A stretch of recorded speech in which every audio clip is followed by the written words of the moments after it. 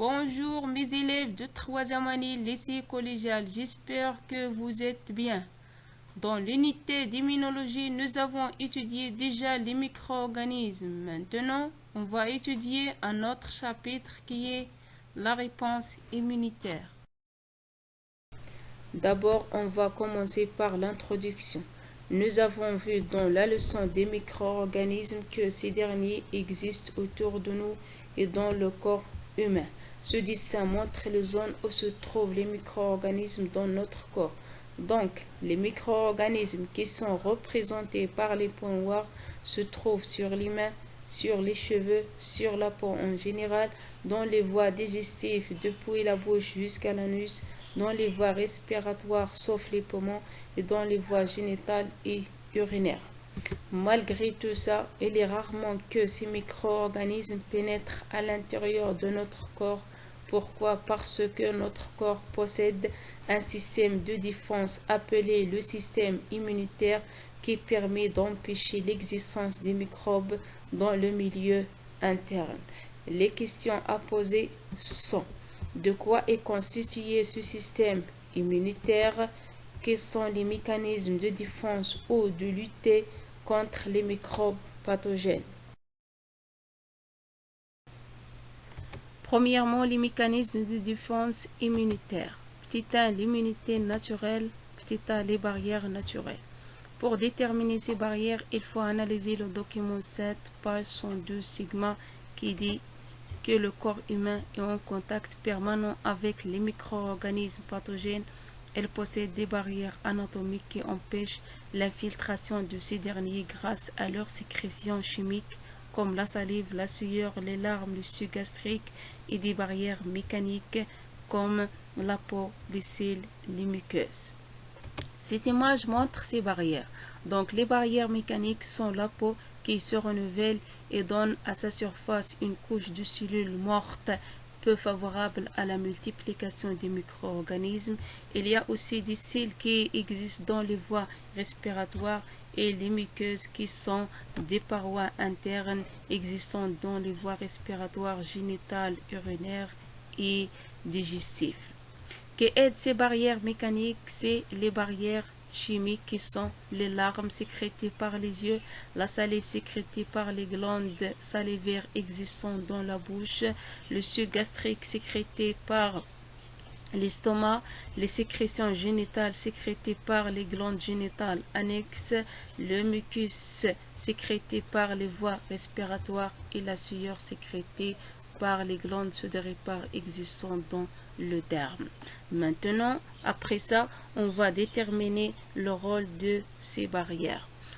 Pour les larmes et la salive, il contient des enzymes qui détruisent les micro-organismes.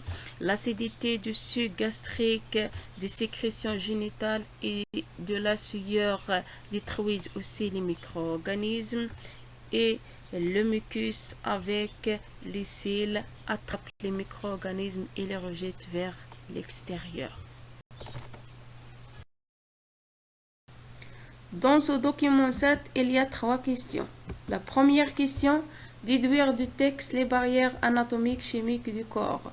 La réponse, les barrières chimiques sont des sécrétions comme les larmes sécrétées par les yeux, la salive sécrétée par les glandes salivaires, le suc gastrique sécrété par l'estomac, les sécrétions génitales sécrétées par les glandes génitales annexes, le mucus sécrété par les voies respiratoires et la sueur sécrétée par la peau. La deuxième question.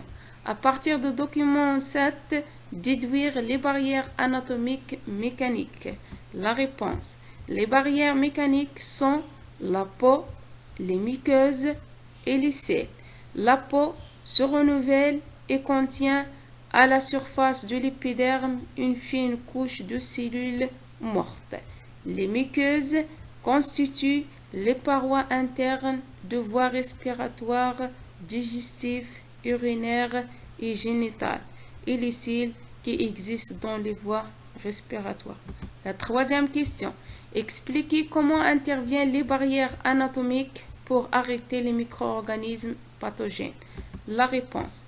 Les barrières mécaniques et chimiques servent à envelopper, inactiver éliminer et détruire la majorité des microbes et empêche leur infiltration dans le milieu interne. Petit b, la réponse inflammatoire. Cette photo montre une zone blessée. Observation. À la suite d'une piqûre ou d'une blessure, une croûte se forme à la surface de plaie. Après peu de temps, si la plaie n'a pas été soignée, la région blessée devient gonflée, rouge, chaude et douloureuse. On parle alors d'inflammation. Explication. Au niveau de la plaie, qui est la porte d'entrée des microbes, ces derniers franchissent les barrières naturelles et pénètrent dans l'organisme. C'est la contamination. Donc la contamination est le franchissement des barrières naturelles par les microbes. Après la contamination, les microbes pathogènes trouvent au sein de l'organisme des conditions comme la température et la nourriture qui favorisent leur multiplication. C'est l'infection. Donc l'infection est la multiplication des microbes au sein de l'organisme. Pour expliquer les 4 signes de cette réponse, c'est-à-dire le gonflement, la rougeur, la chaleur et la douleur, il faut comparer les deux dessins suivants. Le premier dessin montre une coupe de la peau déchirée. Le deuxième dessin montre l'inflammation de la zone blessée. Dans la peau, il y a 2 couches, une couche externe appelée l'épiderme et une couche interne nommée le derme. Dans le derme, il y a des terminaisons nerveuses et des vaisseaux sanguins conduisant du sang. Dans le sang, il y a des cellules sans couleur, un noyau appelé les leucocytes ou les globules blancs et d'autres cellules de couleur rouge sans noyau appelées les hémacées ou les globules rouges. Ces cellules, c'est-à-dire le leucocyte et les hémacées, flottent dans un liquide jaunâtre appelé le plasma. Lorsque la peau est déchirée par une épine portant des microbes, ces derniers pénètrent dans le milieu interne, trouvent des conditions favorables, se multiplient et sécrètent des toxines. L'existence des microbes dans le milieu interne aboutit à la dilatation des vaisseaux sanguins qui provoquent la rougeur et la chaleur et facilite aussi la sortie de plasma et de globules blancs. Le plasma s'accumule dans le derme et provoque le gonflement et excite avec les toxines des microbes les terminaisons nerveuses douloureuses. Donc, les 4 signes de l'inflammation, c'est-à-dire la chaleur, la rougeur, la douleur et le gonflement, sont provoqués par l'existence des microbes pathogènes dans le milieu interne. Pour faciliter les choses, regardez ce vidéo qui explique la réaction inflammatoire. Dans ce dessin, on observe un garçon qui touche une tige d'une fleur comportant des épines. Nous avons vu déjà que la peau est une barrière naturelle qui empêche la pénétration des microbes dans le milieu interne.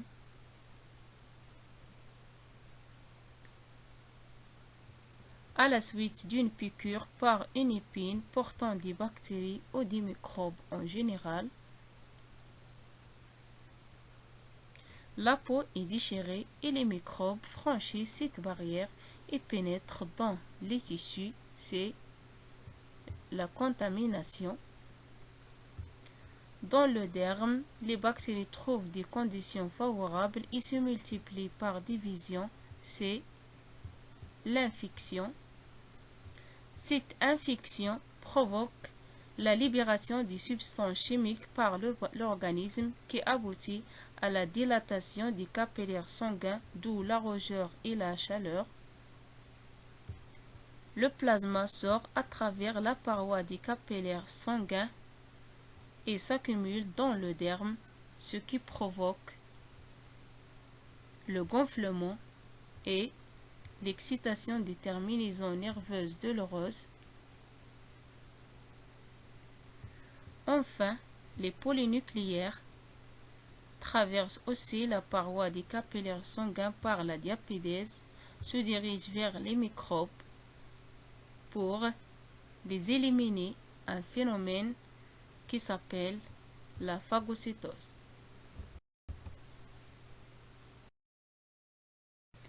Déduction. D'après les dessins et le vidéo, on peut déduire que la rogeuse est la chaleur due à une dilatation locale des capillaires sanguins sous l'action de substances chimiques libérées par l'organisme au niveau de la zone glissée. Le gonflement dû au passage de plasma et la diapédèse de leucocytes à travers la paroi des capillaires sanguins dilatés et l'accumulation de plasma dans le derme. Et la douleur provoquée par l'excitation des terminaisons nerveuses sous l'action de gonflement ou des toxines libérées par les microbes. Donc, le rôle de la réponse inflammatoire est d'attirer les leucocytes, c'est-à-dire les globules blancs, vers les microbes pour stopper leur prolifération ou multiplication et assurer la guérison. Petit c, la phagocytose. Nous avons vu déjà que lors de la réaction inflammatoire, les polynucléaires qui sont des leucocytes à noyau lobé traversent les parois des capillaires sanguins par un phénomène qui s'appelle la diapédèse, se dirigent vers les microbes pathogènes pour les attaquer et les détruire par le phénomène de phagocytose. Après ça, on va voir ce que ça veut dire ce phénomène. Cette image représente un leucocyte appelé phagocyte à des prolongements cytoplasmiques nommés des pseudopodes. Le grandissement de cette zone montre que le phagocyte attaque une bactérie par des pseudopodes et ce phénomène s'appelle la phagocytose qui se déroule par plusieurs étapes. Les cellules qui interviennent dans le phénomène de phagocytose s'appellent les phagocytes, comme le polynucléaire qui est constitué de la membrane cytoplasmique, un noyau lobé et un cytoplasme comportant des vésicules pleines de sucre digestif. Lorsque le polynucléaire se dirige vers les bactéries ou les microbes en général, ces derniers sont collés ou fixés par cette cellule, donc c'est l'accoulement ou la fixation. Après la fixation, les microbes sont englobés par des prolongements cytoplasmiques ou des pseudopodes pour les enfermer dans une poche au sein du cytoplasme. C'est l'ingestion ou l'absorption. Après l'absorption, les vésicules se rassemblent autour de la poche, libèrent des enzymes digestives pour digérer les microbes. C'est la digestion. À la fin de la digestion, le phagocyte rejette les déchets des microbes, c'est l'expulsion des déchets. Donc, les étapes de la phagocytose sont la fixation, l'ingestion ou l'absorption, la digestion et l'expulsion des déchets. Et pour mieux comprendre ces étapes de phagocyte, regardez bien ce vidéo. Donc, la première étape est l'adhésion ou la fixation des microbes par cette cellule. Puis l'absorption par des pseudopodes ou des prolongements cytoplasmiques. La suite, la digestion intracellulaire, c'est-à-dire à l'intérieur de cette cellule par des enzymes sécrétées par des vésicules.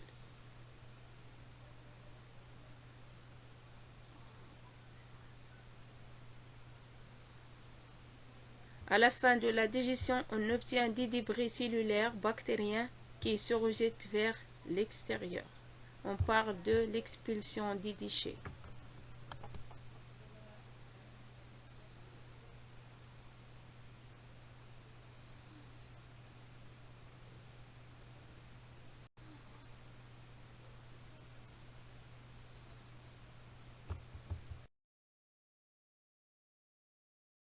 Donc, d'après tout ce qu'on a dit, on conclut que les barrières naturelles, la réponse inflammatoire et la phagocytose sont des outils d'un type de défense appelé l'immunité naturelle qui est immédiate car elle est réalisée par des cellules immédiatement disponibles, c'est-à-dire interviennent immédiatement après l'infection est non spécifique car il peut attaquer indifféremment toutes les espèces de microbes.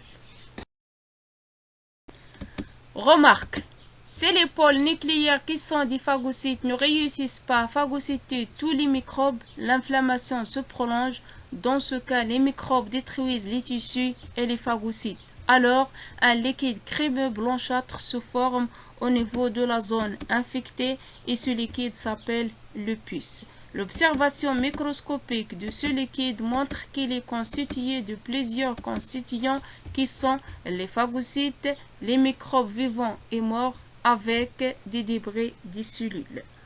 Et aussi, si les pôles nucléaires ne réussissent pas à phagocyter tous les microbes, d'autres cellules de défense appelées les macrophages vont intervenir pour phagocyter les petits amas microbiens et les débris cellulaires. À la fin de cette partie de la réponse immunitaire, on va répondre à l'exercice 1, page 116, sigma. Le document 1 montre les étapes de la phagocytose. La phagocytose est assurée par les pôles nucléaires pour éliminer les microbes.